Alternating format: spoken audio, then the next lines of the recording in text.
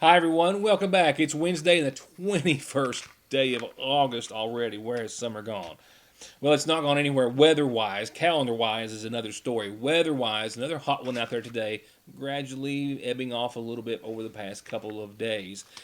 Taking a significant drop off, though, very, very soon. This last cold front that we've been talking about for days is going to give us shower chances starting late tonight for the next couple of days. And if we are fortunate, there is a chance right now that you might need a jacket instead of an umbrella for Friday night football for the Magoffin County Hornets home opener this Friday night. And that's going to be a drastic change. Temperatures are still going to be in the upper 70s for a couple of days right now, and really nice for football if those showers get out of town just in time. Hopeful they will. We'll talk about tonight, for the majority of our coverage, the fiscal court meeting, which took place last night. Tax rates being set. Magoffin County's taxes peaked, the highest in the state and the highest in the county's history back in 2015. We'll see what the fiscal court and judge did with them last night, trying to balance easing taxpayers' funding, local government, and leaving them something to work with. Did they raise them? Did they lower them? I'll have the complete report in just a few moments and a lot of other local bits of information as well. Before we go there, just a couple of things I want to pass along. There are two of our legislators, Representative Kathy Hinkle, who's from Louisa, and Senator Thomas out of Lexington. They have now publicly stated they're going to introduce a bill before the next General Assembly next year that will take Kentucky's minimum wage from where it stands now at $7.25 an hour to $15 an hour, stair-stepping it to reach that $15 mark by 2027. They say making it a viable wage for all Kentuckians. Well, I'm going to be answering a question for you, and I plan on doing it tomorrow. It was actually going to be a part of tonight's program, but when I got the drone out of its case, it needed a charge. So, have you noticed the big sweeping area there at the red light, or I guess red lights? Definitely the one red light there at the caution lights, Catholic Church there in the Mountain Parkway. No one that I've been able to talk to, myself included, has been able to figure out on their own what that was. I had to ask. Wasn't even close. I'll explain that to you tomorrow. It's been a burning question, I think, on a lot of folks' minds as they drive through there and wonder what that is for. Indeed, I've got an explanation for you. We'll get to that with a little visual tomorrow. Another Parkway news real quickly. The Kentucky Transportation Cabinet is going to take bids from roadway contractors to widen the next section of the Mountain Parkway, known as the Magoffin County West segment, course, for which the governor and other legislators were here to announce the $80 million for just days ago. The letting process will allow the Transportation Cabinet to begin selecting a contractor to oversee the project throughout construction. The west segment is the fourth segment of the Mountain Parkway expansion project to go to construction. And, of course, following the Magoffin County Central segment, which was done in 2018, Restaurant Row, which is said to be completed or scheduled to be completed by the end of this fall in just a couple of months, and the most recently added segment, the Morgan County segment, which is due to be completed next summer. And altogether, that, of course, equates to more than 20 miles of continuous roadway improvements in widening the Mountain Parkway. I'm going to take a quick break. When I come back, tax rates, which direction did they go at the Magoffin County Fiscal Court meeting last night? That's next. Here's a little of what's new at Parkway Gun and Pawn. A big selection of hunting, bowie knives, some to use, some to collect, or both, starting as low as $14.99 a piece. Hey gamers, while they last, they just got in two PS4 Pro editions in perfect condition. And as new, still in the packaging, big flat screens at big discounts. A new selection of kitchen gear and appliances, and even a new in-the-box 30-gallon electric hot water heater. You never know what you're going to save on, but you're always going to save at Parkway Gun and Pawn. Big Sandy Healthcare and Hope Family Medical Center are proud to announce the newest addition to their staff and team of over 200 dedicated employees and medical professionals. Podiatrist Dr. Cheryl Stalder Cheney has joined Big Sandy Healthcare at the Hope Family Podiatry Center in Sayersville on Beriah Boulevard, just a couple of doors up from the least famous recipe. For anything minor or serious foot or ankle related, Dr. Stalder Cheney is now accepting new patients at Hope Family Podiatry Center in Sayersville. Your new IGA has fresh brewed coffees and delicious donuts made 7 days a week. daily made breads piled high with any meat or cheese you can think of. And come and taste the salads, broccoli and cauliflower, cornbread, and their gourmet chicken salad made fresh right here. They've got fruit and vegetable and meat trays made with a little love, and celebrate anything with perfectly professionally made cakes, all fresh and ready for your next meal, party, or event at your Sagersville IGA, where it's a new day, place, and way to shop. Never seen what's inside the seasonal shop? You've never seen anything like it. And if you have seen what's inside the seasonal shop, you've never seen it like this. From all the styles of pillows, dishware, bedding, and wall hangings, it's full of beautiful home decor. And there are frames for anyone and any occasion. There are neat and unique ways to design and do it yourself. There are flowers too perfect to be real. And from expecting moms to newborns, toddlers, teens, and adults, the fashions and designs and jewelry are simply endless and always changing at Fraser's Prater Drugs Seasonal Shop. During last night's regular meeting, the Magoffin County Fiscal Court was tasked with setting tax rates amid continuing declining tax base. When that happens, the state gives counties and cities the option of raising taxes to the point of keeping the same revenue as last year. Sometimes, however, with the formula the state has in place, like we saw in 2015 here in Magoffin County, they actually allow them to take the compensating rate, which also increases revenue considerably. As when previous Judge Charles Doc Harden took those compensating rates allowed by the state, giving Magoffin County its highest tax rates ever. In 2015, it went from 55.96 to 71.31 cents, one of the tax rates which made us the highest in the state. However, and that is a distinction the Magoffin County still holds, by the way. However, in yesterday's meeting, the Magoffin County Fiscal Court supported Judge Matt Wyman's recommendation to not take the compensating rate or keep the same rate even as last year, but in fact lower the tax rates by as much as he thought possible, even though the county will have to work with significantly less revenue. You have received our calculation from the state on property tax rates. Once again, we had a decline in assessed value in the county. What that means is when that happens, that the calculated rate to generate the same amount of money goes up. Once again, it has exceeded the constitutional maximum of 50 cents a hundred. Last year's rates were 48.5 cents. This year's rates, they calculated them at 53.7 to generate the same amount of money. We're not going to do that, or I'm not going to recommend doing that. Last year, the year before last, we had 49 instead of going with the maximum. The next year, we went to 48.5. That cost the county about $30,000 a year annually. Once again, we've got to start whittling these down. So rather than even keep them the same, I'm going to make a motion that we drop the rate 1 more cent to 47.5. That's going to cost the county in between $60,000 and $69,000 of potential revenue. But we've got to start bringing those rates down because we can't invite people into the community. We can't invite business in the community if we're going to tax them to just tax the far out of them. We just got to keep bringing it down. Based on the statistics from 2018, we are the highest county tax in the state. As far as county taxing goes, excluding the schools, and the schools is nowhere near tops in the state, but we've got some down central North Kentucky that's way up in the dollars. But as far as the county goes, and the library and the soil and the health and all those in combination, we are the highest in that too. And we can't do that. So I will make a motion based on the calculation for personal property and for real property. I'm going to move that we set the rate at 47.50 cents per hundred for real property and 62.9 for personal property. That's a drop from 64.4.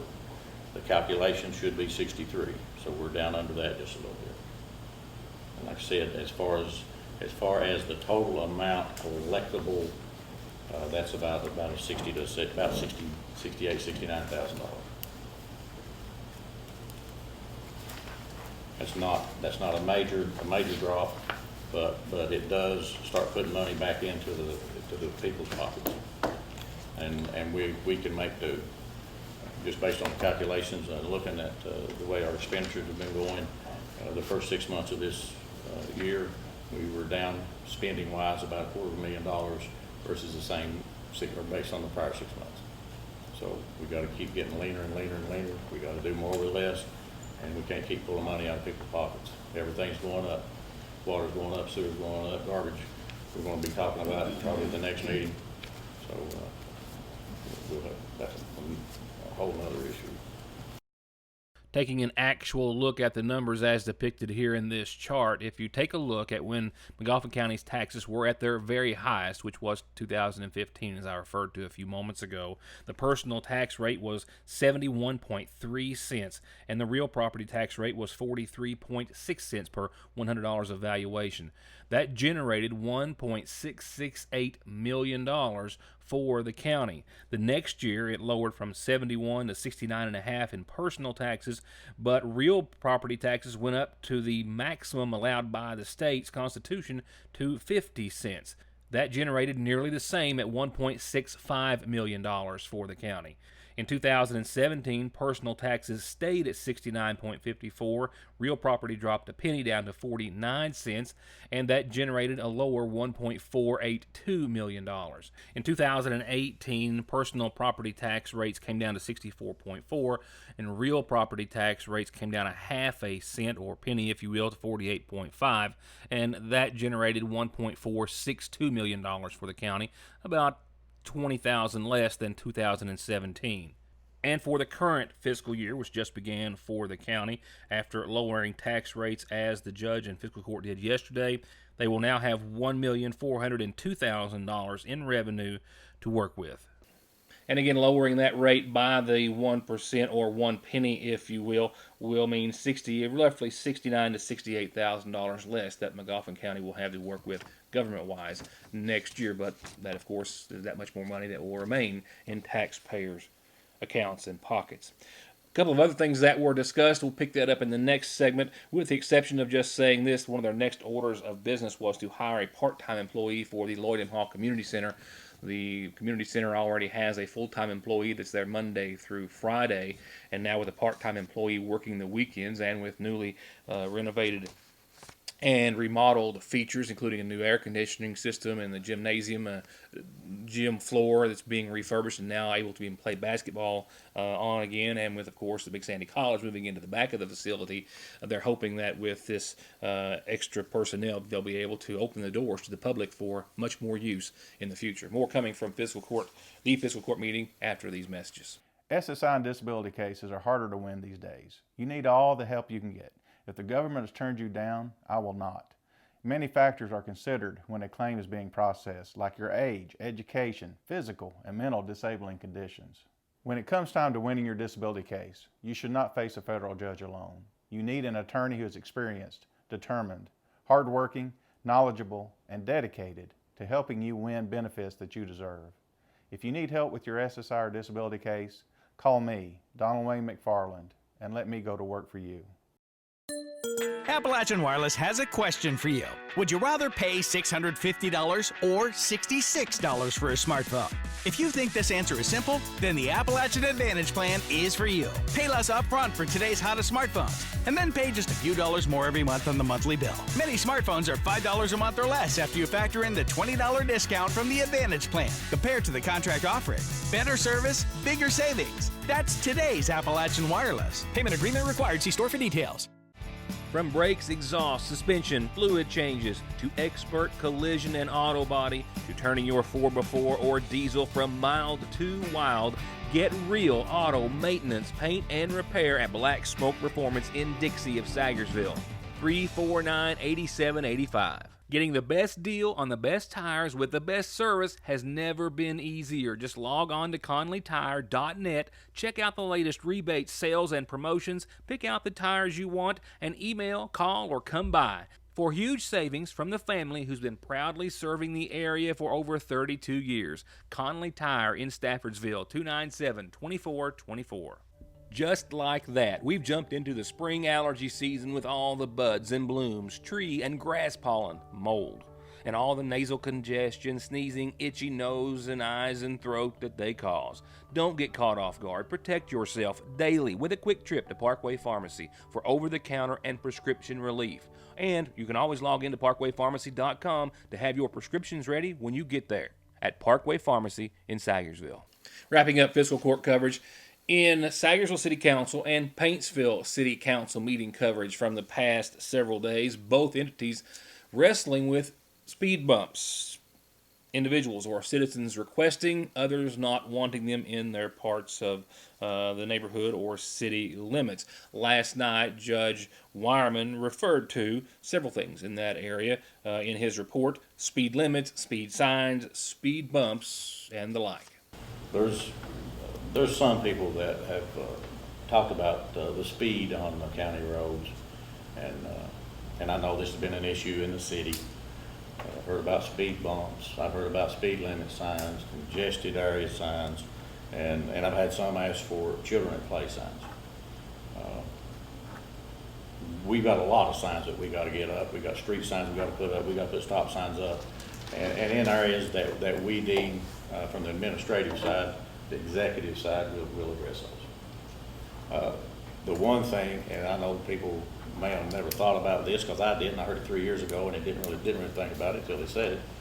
But the federal guide on putting up signs, there are strict guidelines on that. They have to be a certain size. They have to have a certain font to be able to be seen. They have to meet a lot of criteria. One of the things that they highly advise to not put up is a children at play sign, because it implies that governmental entity is allowing children to play in the road. All right, so in this day of litigation, somebody somewhere has got paid because there's been children at play sign in the road, so we're not going to be putting those up. There's some out there in the counties, I don't know if the county put them up if they're on private property. If they're on county property, we're probably taking them down. But we can put up slow, congested area. The issue with speed bumps, we'll address that when the time comes. Right now, we're trying to fill potholes. We're trying to clean ditch lines out. We're trying to get bridges fixed. We're trying to get people to and from their houses. We're trying to get kids safely to and from school. So as time permits and as time goes along and we accomplish a lot of these major goals, we'll address those things too. The fiscal court also agreed to use $800 of LGEA funding, some coal severance funding in that account, to donate to the Magoffin County Rescue Squad, which will complete their drive efforts thus far to raise enough funds to match a promised amount of $2,500 to the Magoffin County Rescue Squad. This should put them within their goal of being able to purchase a new drone for the volunteer agency that will have a thermal imaging, heat-seeking camera, if you will, that will help them in search and rescue efforts. Now I've got a community calendar that starts off with a birthday wish, and I've got following that a Friday night football forecast like everyone is wanting to hear, and a glimpse ahead into tomorrow's edition of the Sagersville Independent. Here, though, first saying happy birthday. Birthday wishes to Natalie Gamble from a whole lot of family and friends start off tonight's Magoffin Farm Bureau community calendar. So everybody say happy birthday, Natalie. Happy birthday, Natalie. Happy birthday, Natalie Gamble. Happy birthday to you. Going on to other announcements. This one just in for all Magoffin County retired teachers. A retired teachers meeting is to be held. You all are invited and encouraged to attend. It's going to be held at Pizza and More this Friday at 11:30. Once again, it's all Magoffin County retired teachers. This just coming in from the North Magoffin Elementary School. The North Magoffin site-based decision-making council will have a special called meeting tomorrow at 5 o'clock. The items on the agenda include requesting the Board of Education's permission to use the funds allocated for an assistant principal to upgrade technology, resources, and materials. Once again, that special meeting tomorrow at 5 o'clock at North Magoffin. Coming up on the farm of Avavian and Rick Deaton, it's going to be, as soon as my graphic changes, The Magoffin County Farm Field Day, September the 17th. Just go ahead and mark it on your calendar now, farmers. Register at 5. You'll eat at 5:30. The program starts at 6. Beef quality and care assurance training, forage testing, cattle nutrition, a lot of information. And, of course, hay rides. That's at Avavian and Rick Deaton's farm on Bear Branch, September the 17th. The next TeleWorks USA hiring event, job fair, if you will, this coming Monday here at the Magoffin County Health Department, 10 till 3. Full-time and seasonal positions available, working at home, starting at $12 to $13 an hour. Pre-register today by calling 438-1533. And register your calendar announcement, if you will, birthdays and anniversaries too, on our community calendar. Just get that information to me any way you can. A quick reminder that, of course, this Friday night is the home opener for the Magoffin County Hornets. We'll be talking about the new coach and his position this year and some of the players very, very soon as they host Knott County Central this Friday night. Weather-wise, there's a chance that you will want to take a jacket with you instead of an umbrella to enjoy the first night of some hometown football. There's nothing in the sky or on the radar, for that matter, to see at this hour. That will be changing. We will start to see a 30% chance of some showers and storms in our part of the world after 2, maybe 3 o'clock in the morning, to the tune of 30%. Otherwise, partly cloudy and 71. It was another warm one out there today. Not as warm as the day before, but certainly it was a hot one. And we'll see the 80s, mid-80s, that is, again tomorrow. So another warm one. Not as hot, but another warm one tomorrow. Not as much sunshine either. Shower chances will continue to increase throughout the day, mainly after 2 o'clock in the afternoon. Then we've got pretty much a 60% shot, or a likelihood, if you will, for the rest of the day and evening. A low of 68, mostly cloudy skies, pretty much start to finish for your Thursday. That cold front's still going to be giving us shower and storm chances, even greater ones on your Friday. But the cooler air will be noticed. Yep, we're going to fall to 80, maybe a tick or two below on your Friday for daytime highs.